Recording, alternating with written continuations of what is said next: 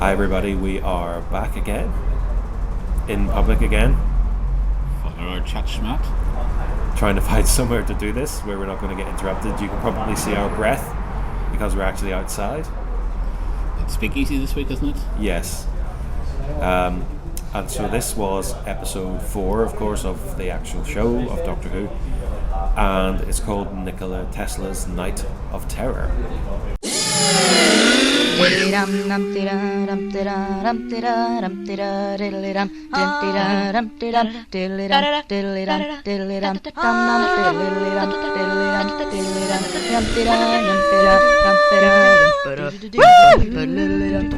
title, I think. Now, one of the things about this episode was that it was written by former script editor. I don't know if she still does the script editing, but Nina Mativier, that's her name, and it was. I don't know about you. It was. What did you think of it before we get into it? What did you think of the tone and the look of it? Well, visually it looks fantastic, and production-wise are always outstanding, and I think the performances were great. As a lot of recent episodes of Doctor Who, I do think the storyline comes across as a bit meh, but at least it wasn't as overly preachy unlike last week's.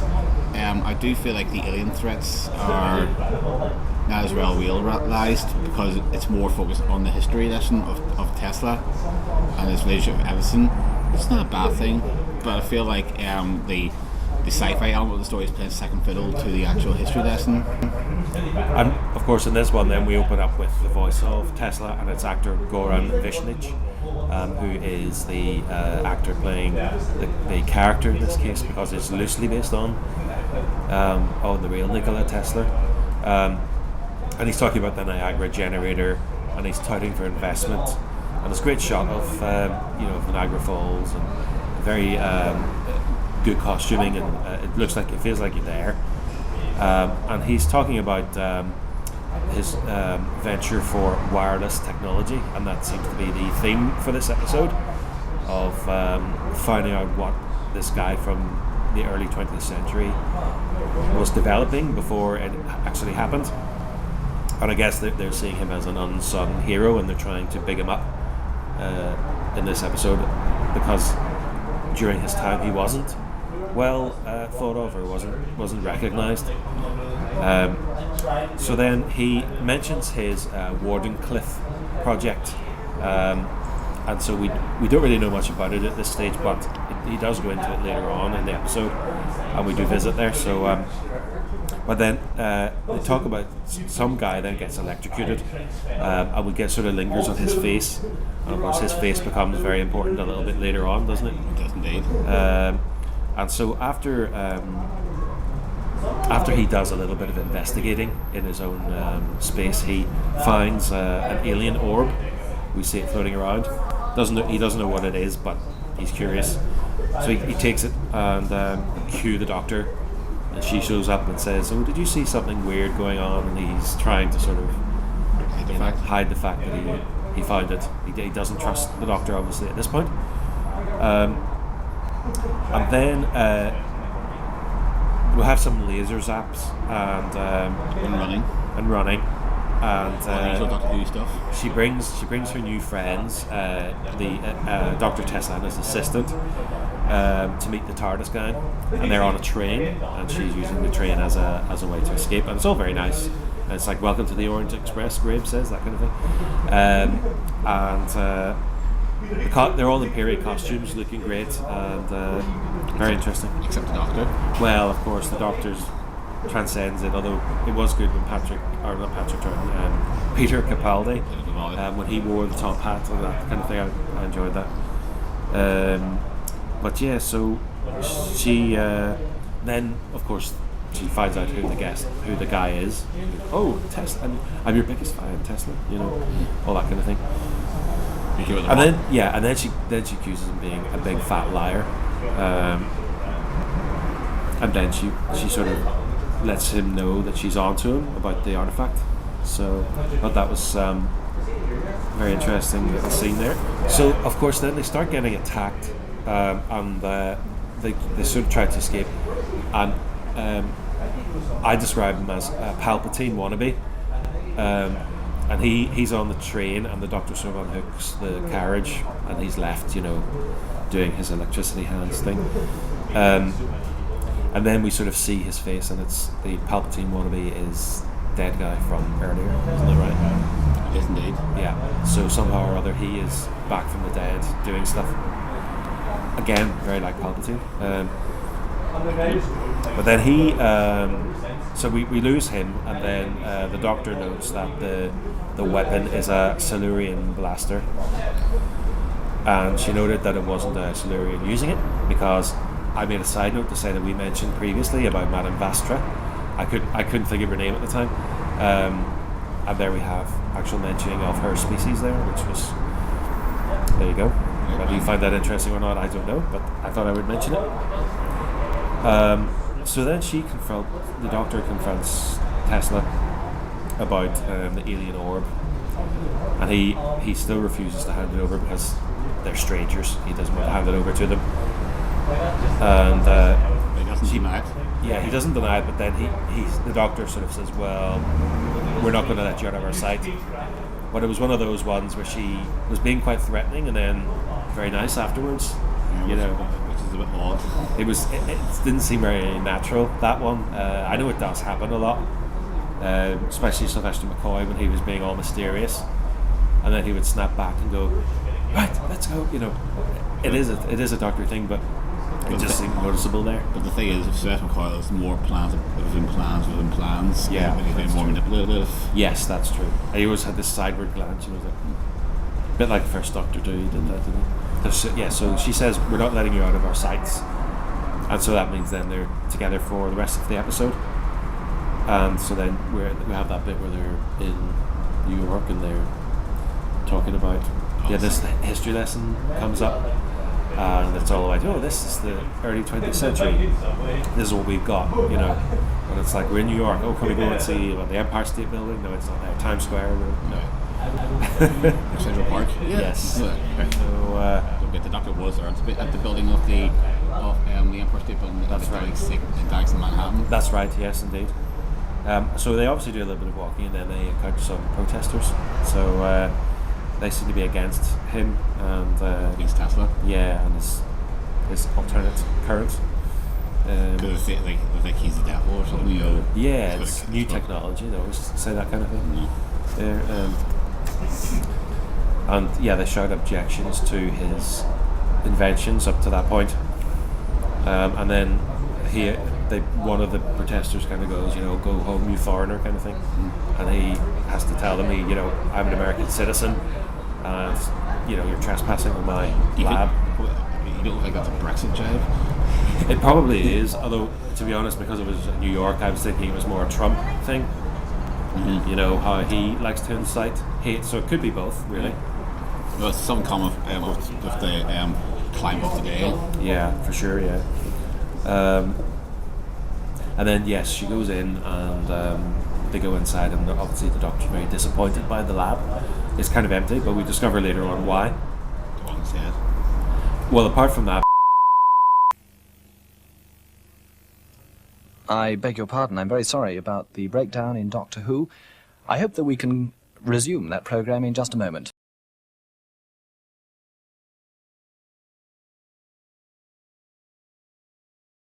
so we get to the point then where Yaz is kind of pressing Graham's knowledge, isn't she? She's kind of like, "Oh yeah, what else did he invent then, And Graham struggles. He struggles. He's like, "Yeah, you tell them, Doc, And so I just thought that was funny. It's a nice little exchange.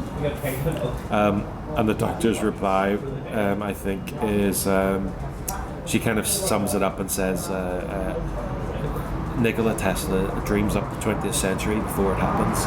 So I thought that was quite good.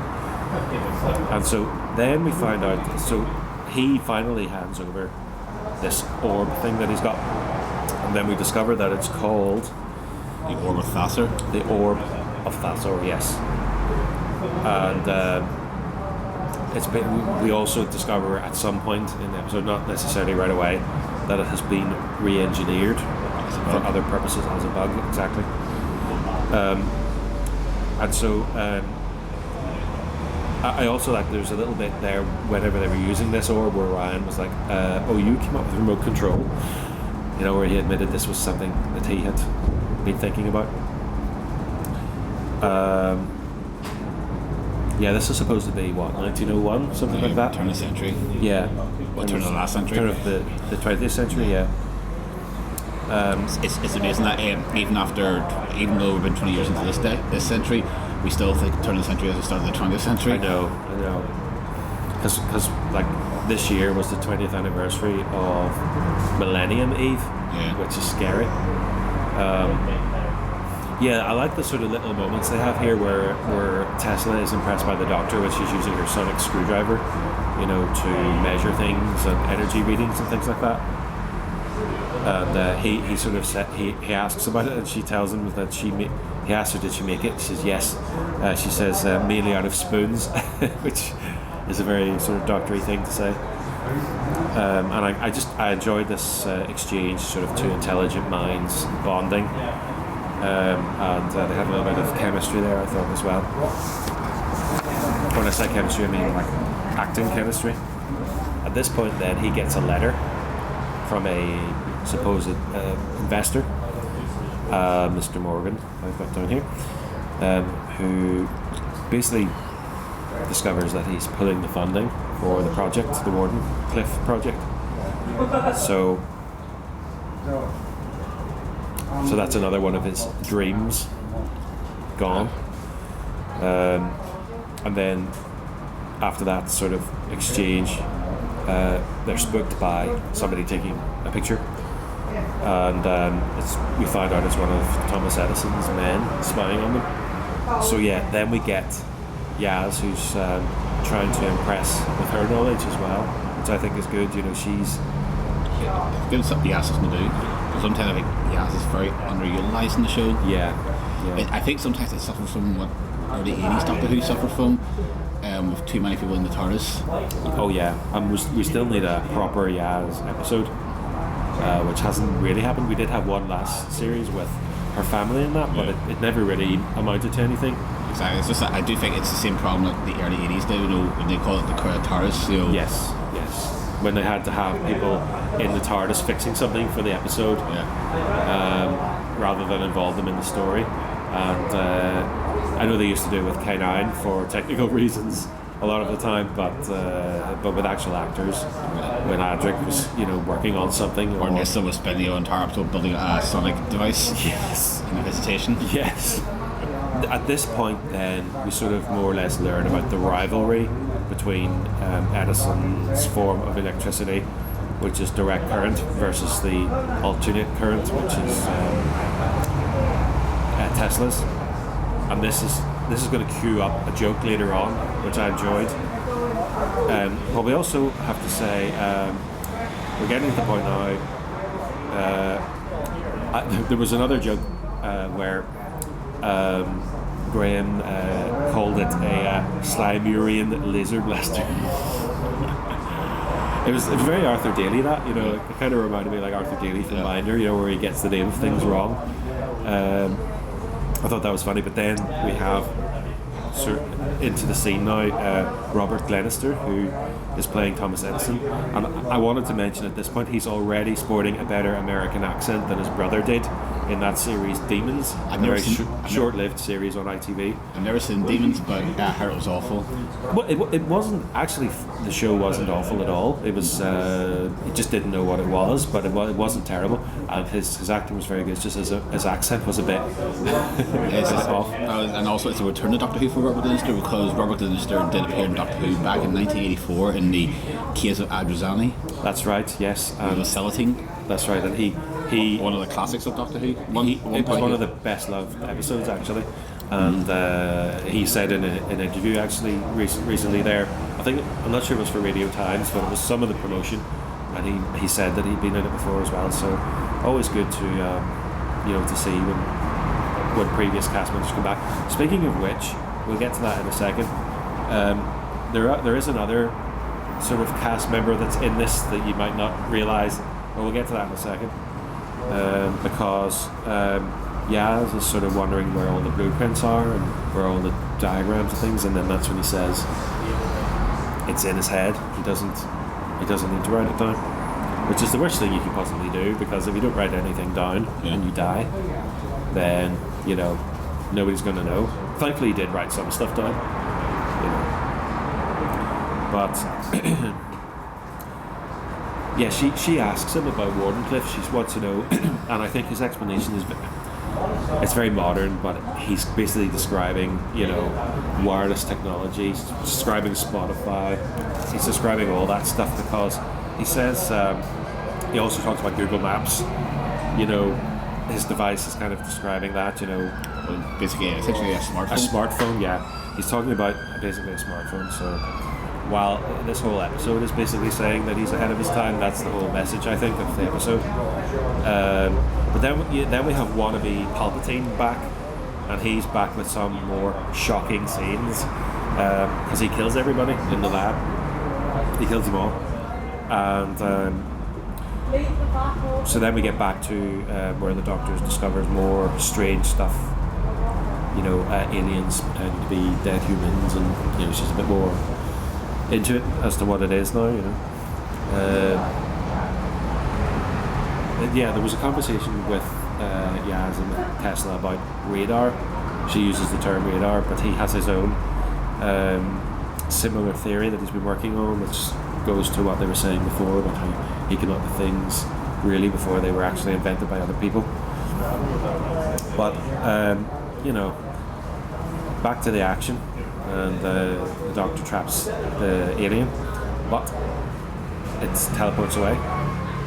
She used chemicals, reminding Edison that he is a scientist. But I think in this one, he was a major asshole in this one. I don't think he was necessarily that way in real life. I don't know. To a degree, yes, he was more of a businessman. I think they imply that that's the one thing Edison had over Tesla, is that although Tesla probably had the better ideas, he didn't have the business savvy that Edison had. And I think that's what he said later on about, I'll get to that, but he sort of argues his point that it's all very well having ideas, but if you don't have the wherewithal to do anything about it, then people can't actually use them. But then, we have this sort of Ryan has a pep talk. I can't remember her name. I should have written the name down, but of the assistant, Tesla's assistant. And they have a parallel to the TARDIS team on that one. And they discover, that they've got a lot in common between the Tesla and the Doctor. And then, of course, you have those scenes where Edison gets told off because he's in the TARDIS now. They get told off by Graham, not to touch and not to steal anything. We get to the actual Scorpion Queen person, and she reveals that she has been searching for someone to help, and that someone is Tesla. But then we find out I recognized the actress, but I couldn't place where because there's a lot of makeup. But we discovered when we were checking this out before doing this that actually that was Rani from Sarah Jane Adventures. So I did wonder, because I didn't recognize the voice as such, but certainly the eyes, very recognizable.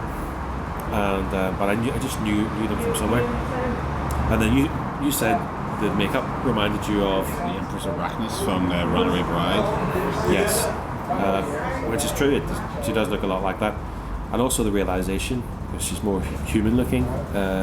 She does have a sting in her tail like they all do, but she had a more human appearance. More human appearance, yeah. Like a biped look. Yes. So yeah, she basically is blackmailing him. He can live or die basically if he doesn't help. That's the situation. He's a hostage. But it turns out that his Mars signal that he was talking about was picked up by these guys. We do find out they're called the Skithra. That's the name. But yeah, Graham sort of tells us that Edison reminds him of an old boss that he used to work for, because he didn't care about someone unless they had a big payoff coming. So in other words, unless that person was coming up with a new invention, or unless that person, had something for him that he was going to benefit from, and then it was all over them. But that's something that happens in the world today. People take credit for other people's work.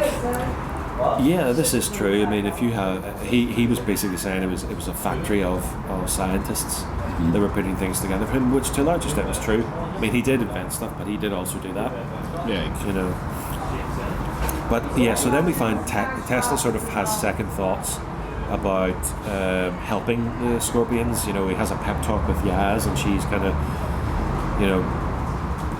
trying to sort of convince him that he doesn't need to do it. And he basically then starts insulting the Queen. He sort of says, "You're not my idea of progress." So it's at this point she turns on Yaz. It's like threatening to kill Yaz. Although I don't know about you, but I found her too adorable to be threatening. Maybe that's just me, but I loved the character of the Queen.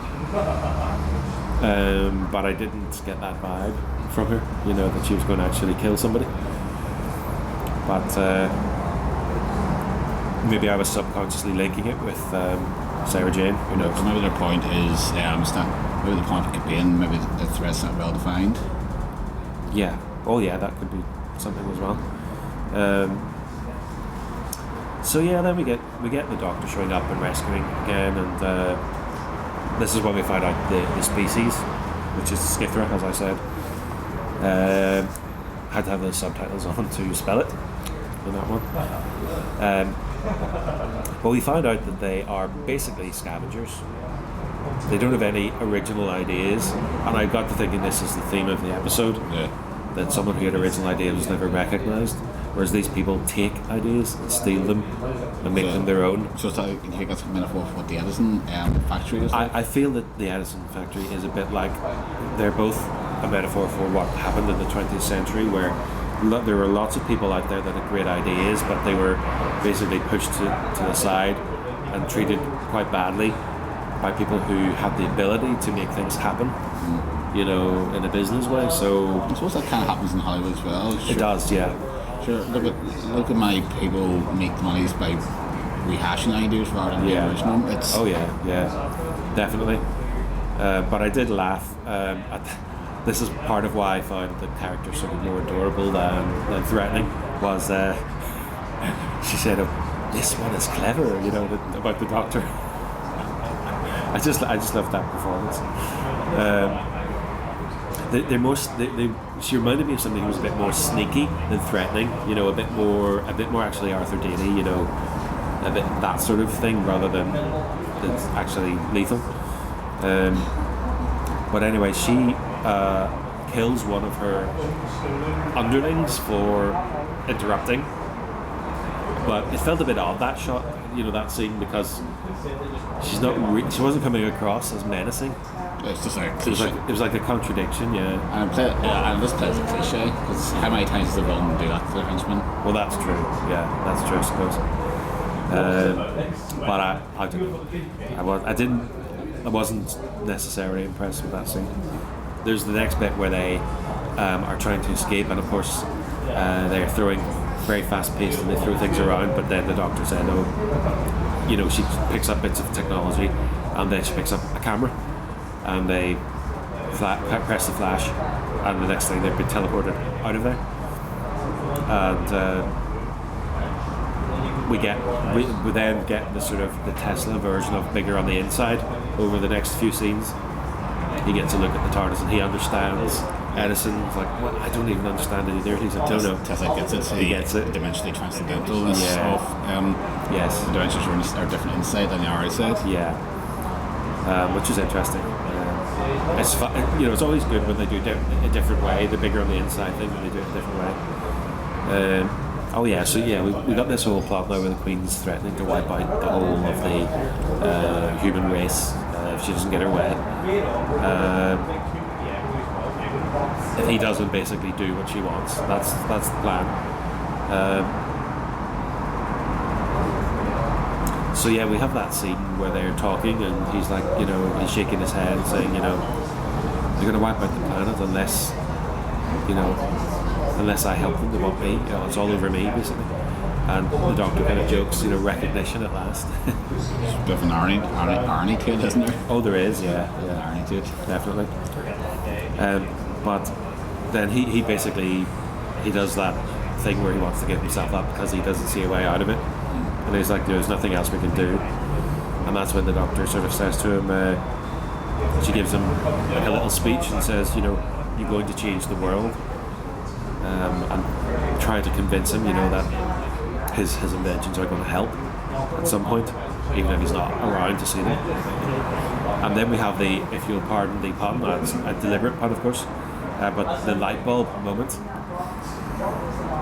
for wireless, because everyone recognises then, wireless technology, that's where this came from.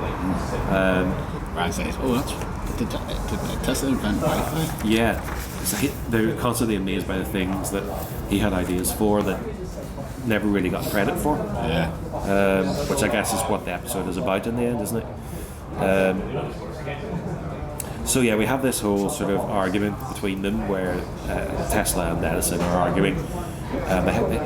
Tesla has to go at Edison about how he's not an ideas man, and accuses him of being narrow-minded. And this leads up to one of the funniest lines from the episode with Graham. He turns around and goes, "Oi, AC/DC, you two might be the greatest minds of the age, but is there any chance you can stop squabbling while we try to save the planet?" And I really enjoyed that. That was really. And then, so the Doctor then, so we get to the point where they're at Wardenclyffe, and then we find out, this is the real lab. This is where all the stuff has been moved to, and this is where the wireless technology, if you like, this is where it is going to be set up. It needs more funding to make it actually work, but they have got one tower there at least. And so the Doctor extends the TARDIS shields around the area, which I thought was good, but the plan was they can't have the shields on and zap the ship, so they have to have this little plan in place for it to work. So it's time to cue the steampunk goggles that the Doctor has, that she's been wearing, and I made a note to say it kind of reminds you of the Doctor's monocle and the glasses, that they use. They always have to have some little gimmicky eyewear, Well, must have had the goggles as well. That's true. Yes, he had the goggles, and they also the 3D glasses for David Tennant, as well as his ordinary glasses. I think, then we get the moment. People probably won't get this reference, but the pink windmill with Rod, Hull, and Emu, and they used to go, "There's somebody at the door." And it was grub bags usually. Yeah, who's sitting there? Hey, there's somebody at the door. Oh, there's somebody at the door. Come on, there's somebody at the door. Oh, there's somebody at the door. There's somebody at the door. Oh, there's somebody at the door. There's somebody at the door. In this case, somebody at the door. It was the Queen, and then we get the joke about where the Doctor says, "If I'd known I was getting a royal visit, I'd have put the kettle on." But anyway, she's not on her ship, she's down. Surprise, I'm here. Which is kind of still a dampener in their plan. It's pretty much screwed up the plan. But she basically, so this is when the Doctor then accuses the Skithra of being basically parasites. They don't have any original ideas of their own, and she's basically having a go at them, saying she gave them a chance to evolve, trying to make them think, about what they're doing, and they're not interested. And she has this line, and this could be a parallel. This could be summing up the episode message. But she said it's just a trail of blood and other people's brilliance, which I thought was a good line for people who steal ideas, not necessarily the blood side of things, but there's a chance for you to come up with your own ideas, be original. I guess that's what the message is. And then, of course, the Queen doesn't care. She just threatens to, and I made a note of this line. So anyway, the Queen then, she makes this threat where she's going to pick the bones clean of the Earth, and a brief reference to this year's story arc, where she turns and sort of says, to the Doctor, have you ever seen a dead planet? Whereas the Doctor goes, she has her bitch please face on, you know, it's like, don't talk to me about this, you know. I just see that as a meme now, you know, I can see that face as a meme saying that. And she basically then tricks the Queen into teleporting back to the ship. She makes her want this item that she thinks is important, and she's too stupid, gets it, away she goes. And then that's basically the end of it, isn't it, really? That's it. She zaps it. Does she die? I can't remember. Does she actually die? I think she could blow up. Yeah, it blows up, but is it a Davros death? I don't think we'll see her again. Maybe, we never know. But and then of course at the end Edison is a bit more reasonable and he offers Tesla a job, but still he doesn't want to take it, and the Doctor hammers home the message that he ends up penniless, but He recognises his life. yes, but she also says nothing has changed. She confirms that nothing has changed because I think it was Yaz sort of says, you know, well, surely something after all this has saved the planet. No, she's like, no, it doesn't matter. Nothing has changed. But there is a line where one of the bits of the line where he says at the end, "I work for the future," and it's that attitude. It's like, yes, you don't get recognition, but you have the idea, you have the creativity to do something, and His determination, no matter what happened, he still had that determination.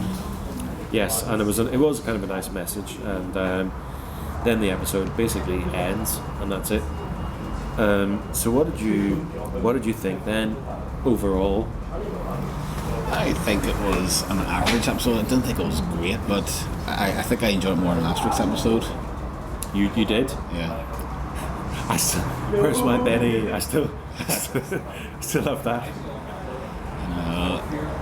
I don't know. I enjoyed it. I think it was very 70s Doctor Who in spirit, and certainly the portrayal of the Queen was very 70s. You know, She's doing some of the same moves as the Empress of Arachnos, yes, insinuating the jilts and all that there. but no, I thought it was fun. I certainly thought the portrayal of Tesla was really good. Good performances. No, I do think, as I said, I do think the Edith played a second fiddle to the actual story they wanted to tell about Tesla, but not as. I don't think it was as sidelined as the Rosa Parks one, because as much as I liked the Rosa Parks story, I thought the alien threat was a bit pointless. Yes, it didn't seem to add anything to it, you know. But I guess they have to have some kind of alien thing in it. I just feel like the sci-fi sometimes feels a bit jolted on, just because I know in the early days the historical ones were never as popular as the futuristic ones. There was some stories out there. They were going to this year have more historical stories. That was one of the things they said they were going to do. So it may well be that there's going to be more of this kind of thing. But I love the look of it. You know, it has to be said, the production values are great. Amazing. You know, the effects, the CGI was way better in this than some of the early Doctor Who CGI. You know, it was much better. And obviously, you were saying to me earlier, off camera, that because of the wide angles they're using cinema cameras now. I think, is it Arri or no? It's red cameras, like using red cinema cameras. But the widescreen ratio is like 2:1 now, or 1.78:1. Yes. So but a lot of BBC dramas are like that now. Yeah, that's the way things are filmed now. So it looks so rich, and it's obviously color graded as well. So anything that's a period piece is color graded to look more authentic from that period, and they did a great job that way. I enjoyed it. I actually did. I think it's a decent episode. I don't think it's the best episode I've ever seen. No, but it's one of the better ones I've seen this season. Yeah, I mean it's already better so far than last year. Already better, and I enjoyed last year. I'm just saying in terms of story and in terms of I feel like that's been the problem with Jodie Whittaker's here. It's not the acting and the characters. It's just the writing sometimes feels a wee bit. Sometimes I feel like they're pushing the agenda thing too far and not really focusing on the heart of the story. I think, to be honest with you, I think it was more a case of they were trying to find their feet with the characters. And I think now that they've done that, I think they've taken too long to do it, quite honestly, but they're getting there. They're actually getting there. Yeah, I just think sometimes they need to be a bit less subtle about the message, because I think it's not about telling people, it's about showing people. Yes, and I also think there was a rumour that Jim Neill was going to leave after this series. But I think if it was anything to do with the performance, then he should stay, because I certainly think he's improved, and I don't have any problems with him. Not that the BBC are going to ring me to check whether I care about the show, but I'm just saying, like, he definitely does care about it. It's obvious. Yeah. He's done it. He's made improvements on it. Yeah, and I mean, we can't sit here and just dictate to people what goes on, as fans always do. We nitpick through things, but he has to have his own vision, which he's doing, and we shall see what happens. I'm still a bit nervous about what's going to happen with the. We've said about it in another episode, so I won't go into it here, but. But no, I just want them to. I know Doctor Who's always been political. I mean, it's fine, but I just don't like it being so on the nose. You don't stop explaining. It's supposed to be a story that addresses the issues and make you think. It's not to stop it and tell you what it's all about. And the thing about this is, it's the audience these days. They like to be spoon-fed things. Sometimes it was the same in Star Wars when I hope you've seen it, because this could be a spoiler. But if you've seen Rise of Skywalker and the Leia death, and we get a kind of a spoon-fed reason why she's going to die, because she's using all her energy. Yeah. We get that, or we could have probably worked that out, but it's stuff like that, where they feel they have to spell things out to the audience when they maybe don't have to. Audiences are intelligent enough to work things out for themselves. Although, having said that, in the previous episode, we're not intelligent enough to know what's in the writer's mind, where 10 things happen off screen. That just gets too confusing. But having said that, overall, very enjoyable episode. Yeah, enjoyable enough. Yeah, I'd be happy to watch that again. Yeah, because that's another thing. I just don't think it's to me these children ones haven't stood out for me in the way that the Russell T Davies or the Stephen Moffat ones have. Yes, they lack a certain emotional punch, I think, sometimes. But what I will say is, they do stand the test of rewatchability. I just find if something has a rewatchability value, then that means something. Like, for example, the Ghostbusters 2016 film, I enjoyed it, but do I want to watch it again? Probably no. And I unfortunately had to buy it in a box set, because they wouldn't sell me it without it in the box set. So I enjoyed the film. It had plenty of flaws. It wasn't as good as the previous films, obviously. But what I'm saying is, it doesn't have that rewatchability for me. The new Star Wars films, yes, they do. They do have a rewatchability. Even last series of Doctor Who, yes, it does. But not as much as going back and watching some previous series of Doctor Who. So that's the test to me. Do I want to rewatch it? And at this point, I'm not feeling it. So we'll see. I'll get them on. I'm just going to be watching some of the more classic ones coming out Blu-ray. But for the moment, we shall say thank you and goodbye, and you know what to do. Subscribe and follow. We appreciate it. Send us a check. Alright, that'll do. Yeah. Are we saying Thomas Edison is after the orb of Thassaur? Don't be daft. How's Edison's men gonna get their hands on a Silurian laser plaster? Silurian. Let's go and find out.